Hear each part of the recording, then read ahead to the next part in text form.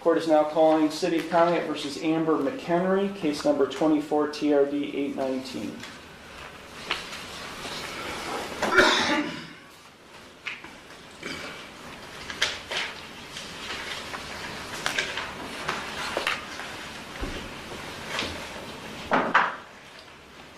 Ma'am. I'm sorry. I'm just trying to get my stuff situated so it's ready here.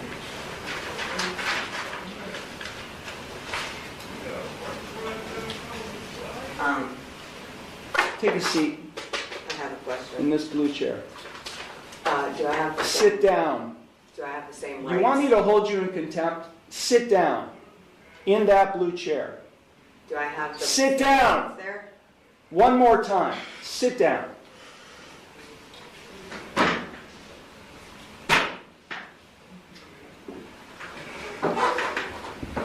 Now you'll answer my questions.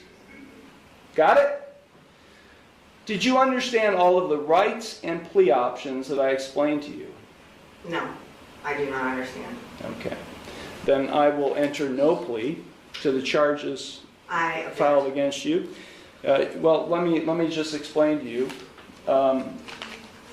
You are charged, and I do have a signature on the citation which shows you've been served. You are charged with one count of no operator's license, a minor misdemeanor subject to a maximum fine of $150 plus court costs. You also are charged with one count of expired plates, also a minor misdemeanor subject to a maximum fine of $150 in court costs. I will enter no plea to these charges against you. You already have a pending. You already have a pending. I object. What do you object, ma'am? Because I did not enter that plea. Okay, so you tell me how you would like the plea: guilty, not guilty, or no contest. First, I have to correct the standing, which is I am not the ens legis non degear. I am the authorized agent to the decedent estate. I am coming in here as the settler, and I want to settle this case. I have sent in a paper that is my declaration and affidavit of what I want to do, which is to settle the case. I am willing to surrender the person to the court for mutual consideration. I do not want to continue doing this. I don't have anything to do with this. That paper that I signed, which is the summons, is signed v coatis, which is void contract, and I reserved all of my rights on there. So, is the court willing to give me mutual consideration today or not? I will enter no plea on your behalf to these charges. I've given you 3 plea options to plead. No, I do just... not recognize anyone in this court. Okay, well, I don't recognize you or the bailiff or anybody else in this court. I do not understand. I will set this case for a bench trial, and we'll get this set. I have the right to a trial by jury. Okay, no you don't, not in this case. Yes. Now these are not jailable offenses, ma'am. You don't have a right to a trial by jury in this case.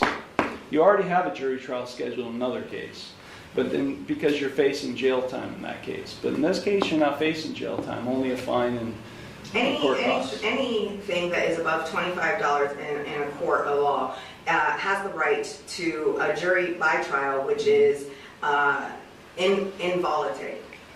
Involuntary can't be violated, basically, is what it means. So I have the right to a jury by trial. No, you don't. Of my peers. No, you don't. Yeah. We're going to set it for trial, and you're going to go to the clerk's window, and they're going to give you a trial date. Okay? So... then I'm just going to surrender the person to the court, because I'm not coming back. I don't know what that means. You do know what that means. I don't know what that means. I am not the ens legis non degear. I told you that. that. I don't know what that means either, ma'am. I've been practicing law for 36 years, and what you've just said to me has no meaning to me whatsoever. There are moments in life when truth becomes theater, and this courtroom was no exception. The doors open not just to justice, but to a performance where a sovereign citizen, Karen, took center stage. With nothing but paper logic and chaotic confidence, little did she know a group of innocent school kids on a field trip were about to witness the full circus of courtroom absurdity. She claimed she was not herself. She was an agent, a settler, a mythical creature born from internet rabbit holes and conspiracy blogs. The judge tried to keep control, but the nonsense kept pouring in like water through a broken dam, and the kids sat in stunned silence, learning more about what not to do than any textbook could teach. Karen didn't come for justice. She came to audition for the Sovereign Olympics, where logic goes to die and ego takes the gold medal. So great. Yeah. So Ma'am, if you don't leave the courtroom, and if you don't go to the clerk's window to get a trial date, I'll have you arrested and hold you in contempt of court. With what contract? There is no contract. I know You're looking at the contract. You're looking at the one who's going to be able to, has the authority to be able to put you in jail and I'll hold you in contempt. So let me say it one last time, because we have other cases to handle today. If you don't leave the courtroom and go to the clerk's window and get a trial date, which is what I'm scheduling in this case, I will hold you in contempt of court and I'll have you arrested. So, contempt of court for what? What contempt? For not doing what I'm telling you to do, which is to go to the clerk's window and to get a trial date. You're the trustee and I'm the beneficiary. No, there is no trust relationship here. No, there isn't. I've drafted many trusts, and there is no trust relationship between the judge and you, the defendant. Yeah, because you are not the beneficiary, and nor am I the trustee. Yes. Yeah, that's just not how it works, man. It Not is. how it works. You either go to the clerk's window now and get a trial date, or I'll have you taken into custody now. You got it?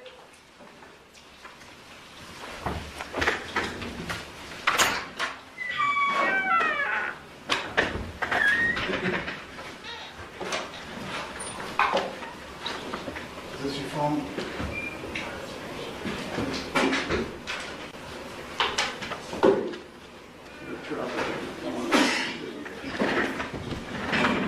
The courtroom transformed into a battlefield of two worlds, one ruled by law, the other by fantasy. The judge spoke in statutes, she responded in fairy tales.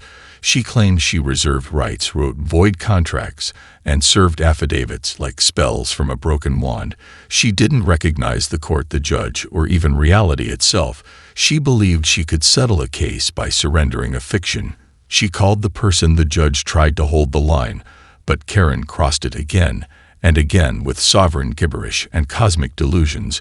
It was no longer a hearing, it was a performance for herself. And an audience of none. She wasn't fighting for truth or fairness, just for attention in a world that doesn't understand her language. All right, this is 242448 SM, the People versus Eric Martin. Mr. Martin, can you tell me your name? Roman cystic that's what you're wondering.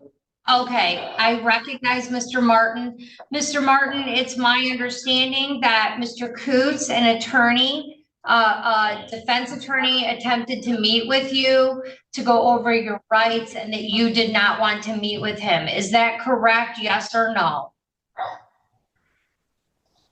Well, at first I did, and then I kind of changed my mind. I'm still in the sense of not giving you guys the fraudulent presumption that you got jurisdiction over me when you don't. I don't want to take it, but So no. I think it's kind of fresh too, because I'm going to mute you so I can tell you your rights, Mr. Martin. I need you to listen. So here are your rights. You've been brought to court on an allegation of a bond violation. Specifically, you currently have a domestic violence case pending at this court in front of Judge Slavin. And on that case, the complainant is Kirk Martin. There was a no contact provision. And that was one of the conditions of bond. And there is an allegation that on December 14th, so just this weekend, that someone called from the residence of Kirk Martin and indicated you were in the home, and the officers alleged that you were, that they checked and that you had bond conditions out of this court saying you weren't to be near him. And that you were taken into custody, for violating your bond conditions of no contact with Kirk Martin. These are allegations, at this time, but they're serious allegations in violation and no contact provision. So, do you want me to enter a plea, or do you just want to ramble about jurisdiction? I'm going to ask you to unmute so you can answer my question. Officer Ziegler, I'm sorry, can you unmute?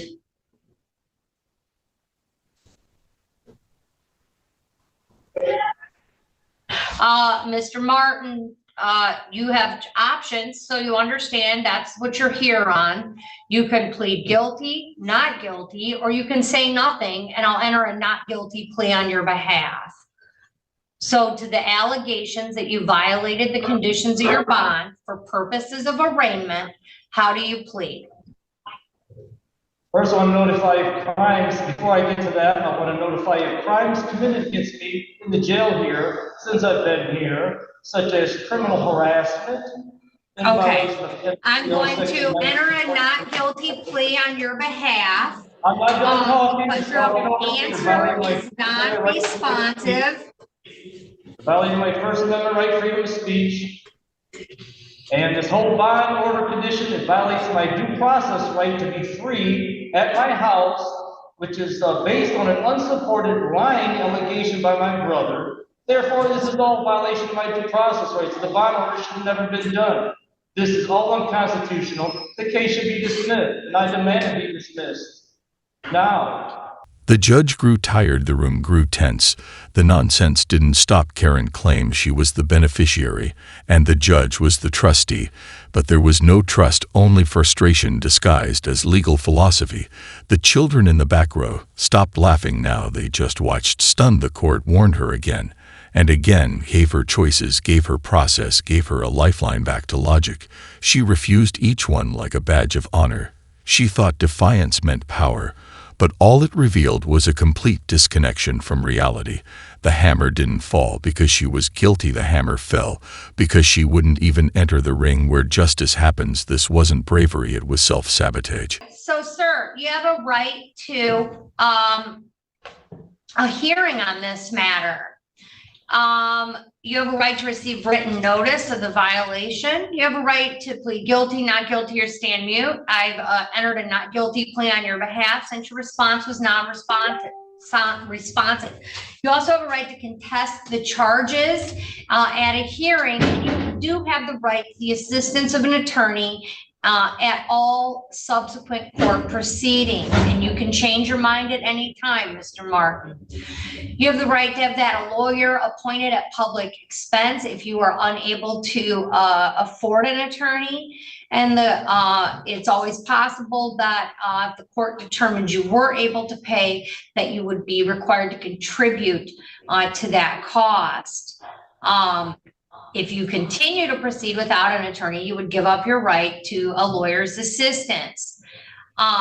We will set the hearing. I'm required to set that hearing on that violation. If you are in custody, we must hold it within 14 days of the arraignment, which is 14 days from today, or the court must order you released pending that hearing. If the alleged violation is based on a new criminal offense, that is basis for separate criminal prosecution, I don't have any knowledge that that's the case here. The court could postpone the hearing for the outcome of that prosecution. You have a right to contest the allegations against you. You would have a right to have the evidence against you disclosed. You'd have the right to present at the hearing, or to be present to present evidence,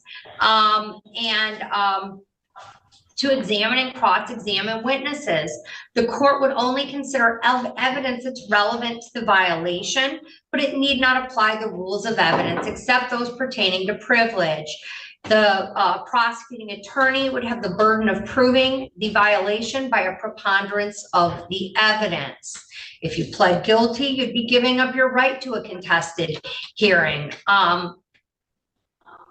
And while this case is pending, you could be, the most severe violation is you could be held pending the hearing, and if found guilty of this violation, you could be held while this case is waiting for jury trial. So those are your rights, Mr. Martin. Mr. Martin, I understand your sovereign arguments. I mean, it's fine. You can make them. I've heard them before. Everyone at this court has heard them. But here's the thing. I can't have you, if there is a no contact order and you continue to violate the no contact order, I can't let you out because you're not listening. And I know you don't think you have because you don't. But if Karen was the warm-up, then Eric Martin was the main act. His return to court was inevitable, a man allergic to order, addicted to rebellion. He once again denied the court's right to judge him, claimed his freedom was stolen by invisible enemies, and his brother's lies. He was told to meet with a lawyer. He refused, then changed his mind, then rejected it all again, his words like smoke signals from a burning house. He argued about due process while drowning in it. His logic circular, his tone defiant, his delusions loud. The judge muted him just to explain his rights. And even then, he demanded release like the law was a joke and jail was a misunderstanding. Okay, well, this is in accordance with the Constitution. And okay. And the fact of the liberty right to be home because of an unsupported lying allegation. I'm telling you right now, he told a lie. And I told the prosecutor my brother assaulted me in actuality. First and foremost, he assaulted me. But I had no evidence of it. I don't have him on video evidence. He doesn't have me on video evidence assaulting him. So we have my brother saying this, me saying this. We don't know what happened in reality. So the dumb cop should never arrest me. Prosecutors should not be moving forward on this. They're moving forward with it. It's already a malicious prosecution on the prosecutor's part. There's no probable cause because there's no evidence here. Bottom line, we don't know what happened. This is violating my due process rights. I'm being deprived of my freedom to be at the house I've been living at for 32 years. The bond order was legally, should have never been ordered because it's based on, once again, an unsupported lying allegation that has no video evidence, no real evidence to support it. The bond order must be dismissed. I'm supposed to be allowed to go back home where I have a right to be. Doesn't matter how many lies are told. Let me tell you your bond conditions, Mr. Martin. You're to appear in court as directed. All right, I'll mute you and read them, whether you like them or not. These are your conditions, sir. So I'll just read them into the record and you can choose to listen or not listen. You're to appear in court as directed. You're not to leave the state without permission of the court. You're not to commit any new crimes while released. You're to immediately notify the court of change of address or phone number. Whether you like it or not, you're not to have any contact with Kirk Martin or the residence where he resides and where this original allegation occurred, which is 9074 Clippert in the city of Taylor. Sir, you cannot purchase or consume alcohol or illegal drugs. You can't possess or have access to firearms. And you have a $2,000 cash bond. I've noted on the file that you're entitled to this hearing forthwith, so the clerks will give you a date forthwith. Eric argued with the judge like a child cornered by bedtime. He called the charges fiction, said his arrest was a crime, insisted the court was violating his spirit by honoring a restraining order he didn't believe in. He claimed there was no video, no evidence, nothing but stories and lies, and therefore no justice should happen. The judge calmly explained due process. While Eric yelled about freedom, the truth was simple. He violated his bond, went where he was not allowed, did what he was warned not to do, and then cried foul when the consequences arrived. The courtroom was not the villain. Eric was the storm pretending to be the victim. In the end, the law didn't laugh, the law didn't scream, it simply stood firm. While two lost citizens spun themselves into deeper holes, Karen walked out with a trial date. Eric stayed locked up behind the bars. His ego built the judge, read the conditions like a bedtime story. No alcohol, no guns, no contact, no freedom. Until you learn what it means to follow rules. This wasn't a witch hunt. It was a mirror held up to people who refused to grow up. And for everyone watching, it was a masterclass in how not to behave when the stakes are real and your delusions don't hold up in the court of law.